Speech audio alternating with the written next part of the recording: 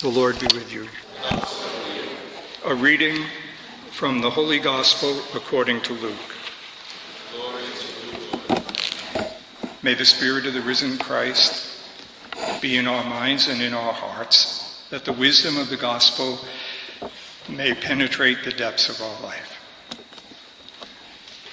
That very day, the first day of the week, 2 of Jesus' disciples were going to a village 7 miles from Jerusalem called Emmaus, and they were conversing about all the things that had occurred. And it happened that while they were conversing and debating, Jesus himself drew near and walked with them. But their eyes were prevented from recognizing him. He asked them, "What are you discussing as you walk along?" They stopped, looking downcast. One of them, named Cleopas, said to him in reply, "Are you the only visitor in Jerusalem who does not know of the things that have taken place there in these days?" He replied to them, "What sort of things?" They said to him, "The things that happened to Jesus, the Nazarene, who was a prophet, mighty in deed and word before God and all the people. How our chief priests and rulers both handed him over to a sentence of death and crucified him. We were hoping that he would be the one to redeem Israel. And beside all this, it's now the 3rd day since this took place. Some women from our group, however, have astounded us. They were at the tomb early in the morning, and they did not find his body. They came back and reported that they had indeed seen a vision of angels who announced that he was alive. Then some of those with us went to the tomb and found things just as the women had described, but him they did not see." He said to them, "How foolish you are, how slow of heart to believe all that the prophets spoke. Was it not necessary that Christ should suffer these things and enter into his glory?" Then, beginning with Moses and all the prophets, he interpreted to them what referred to him in all the scriptures. As they approached the village to which they were going, he gave the impression that he was going on farther, but they urged him, "Stay with us, for it is nearly evening. The day is almost over." So he went in to stay with them. And it happened that while he was with them at table, he took bread, said the blessing, broke it, and gave it to them. With that, their eyes were opened, and they recognized him. But he vanished from their sight. Then they said to each other, "Were not our hearts burning in us while he spoke to us on the way and opened the scriptures to us?" So they set out at once and returned to Jerusalem, where they found gathered together the 11 and those with them who were saying, "The Lord has truly been raised. He has appeared to Simon." Then the 2 recounted what had taken place on the way and how he was made known to them in the breaking of the bread. The Gospel of the Lord.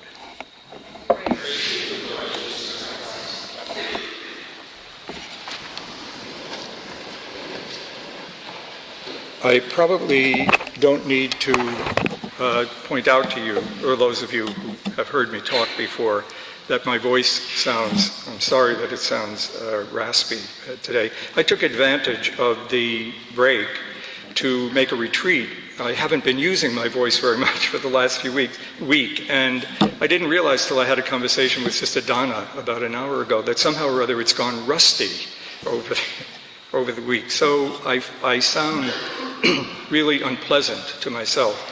And if it's unpleasant to you, it's a little late to start Lent again, but you can offer it up if it's too bad.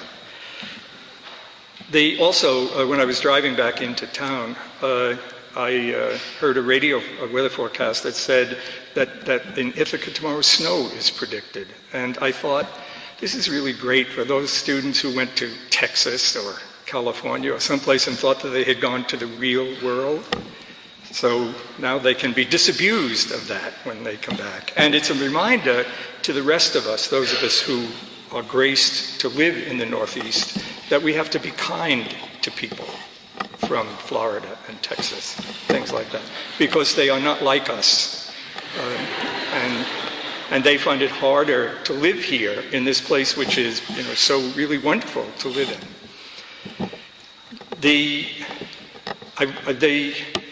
I want to trace something about both the mystery of the resurrection and the things that are in the readings.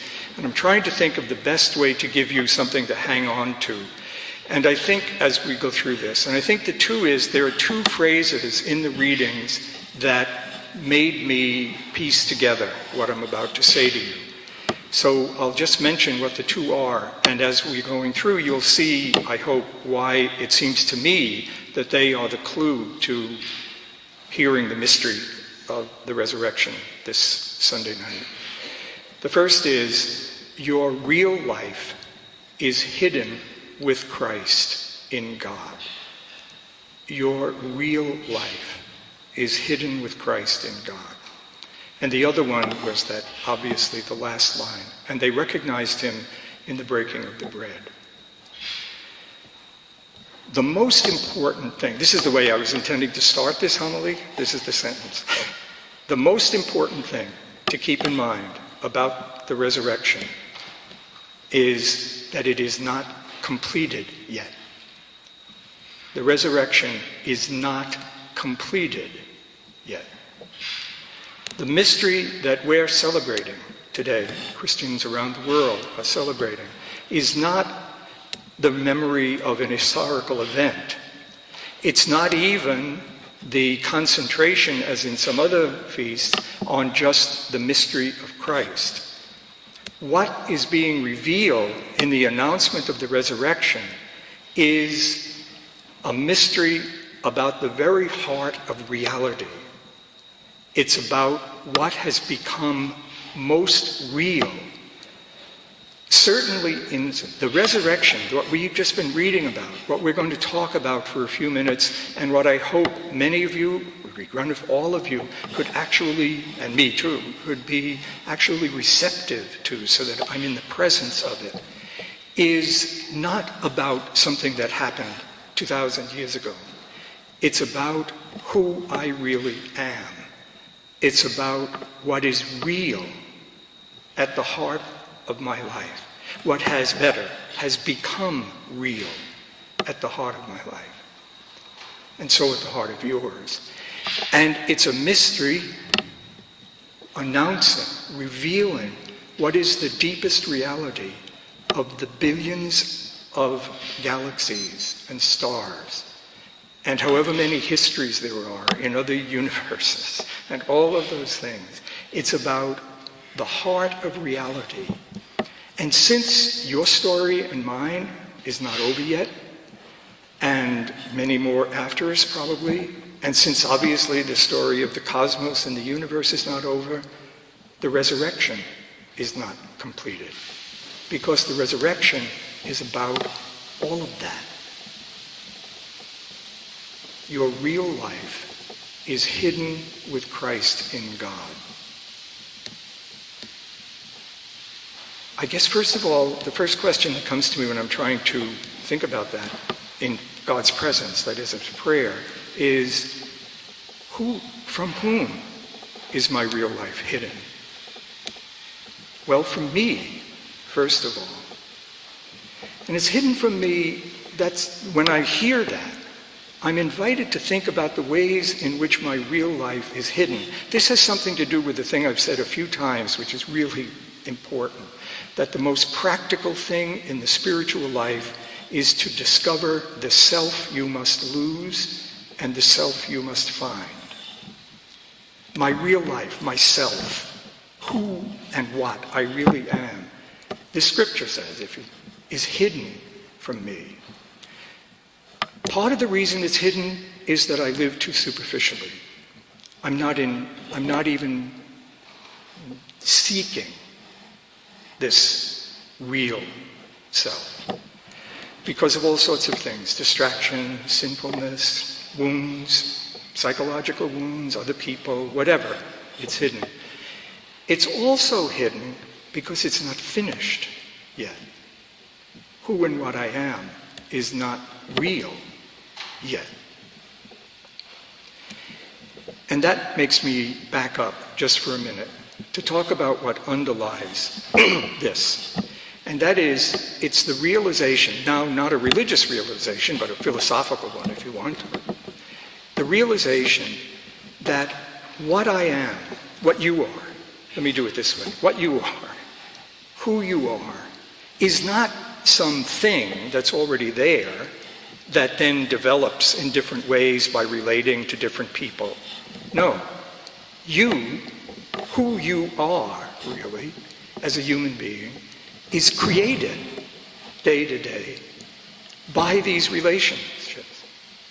It's created, you co-created, if you would, but it's created, who and what you are is totally contained in these multiple relationships with others and with the earth and with God.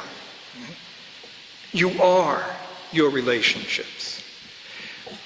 You can see, as soon as you think about that, you can see that who you really are is not some superficial thing that you can capture in just a glance.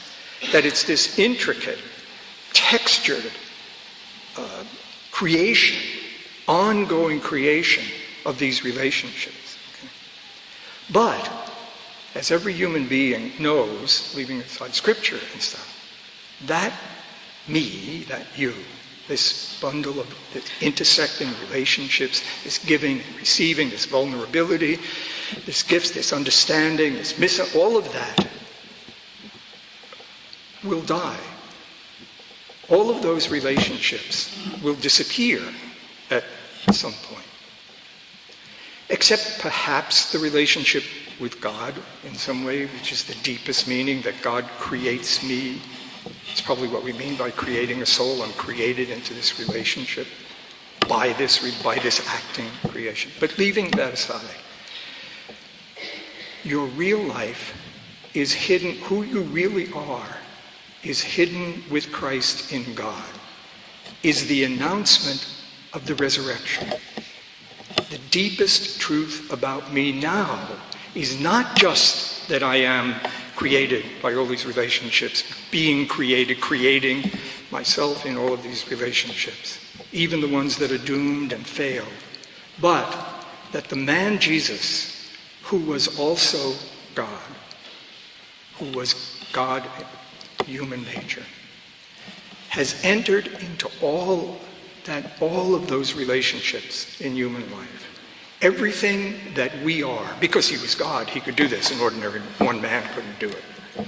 Everything that I am, he has taken into himself to give me what he is. So now my deepest truth, the deepest reality of me, which isn't complete yet, is this relationship with Christ, in which he draws me into the inner relationship of God, and makes it possible for me to relate at the level of where you're real to you and to be related by you. Your real life, the resurrection. He's now died. He is at the right hand of God. Wherever God is, Christ is. God is everywhere. God is at the depths of every one of our lives, every one of our speeches, every one of those things. The possibility of creating, of becoming, of discovering the self I must find is given definitively because Christ is truly risen. He is the risen Lord. This is going on a little long, but I just want to do one more part, and that is the reading that I gave. As a kind of thought experiment, I'd like to suggest, I have no idea whether there's any basis for this. I mean, I read it once, but I don't know if the person who wrote it had any better idea than I do. But the suggestion is that these two disciples are actually a husband and wife.